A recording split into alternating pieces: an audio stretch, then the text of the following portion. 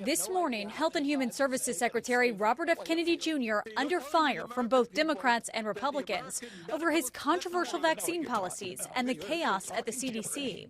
Robert Kennedy has elevated conspiracy theorists, crackpots, and grifters to make life or death decisions about the health care of the American people. Two Republican senators, both doctors who voted to confirm Kennedy, also voicing concern. I've grown deeply concerned. Americans don't know who to rely on. I would say effectively we're denying people vaccine.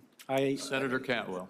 You're wrong. Kennedy, a longtime vaccine skeptic, was also repeatedly pressed on the COVID vaccine and the recent policy change. Do you think the vaccine did anything to prevent additional deaths?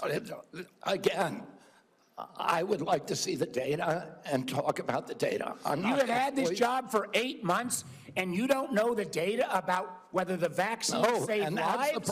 Another major topic, the firing of CDC Director Susan Menares, who Kennedy fired less than a month after her swearing in. We are the sickest country in the world. That's why we have to fire people at CDC. They did not do their job. Dr. Menares writing in the Wall Street Journal that she was fired for refusing Kennedy's, quote, troubling directive that she rubber-stamped the unwritten recommendations of a vaccine advisory panel filled with people who have publicly expressed anti-vaccine rhetoric.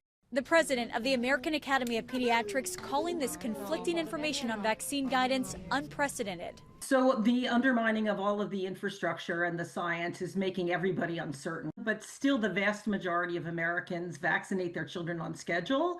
And what they deserve from us is clear recommendations and guidance.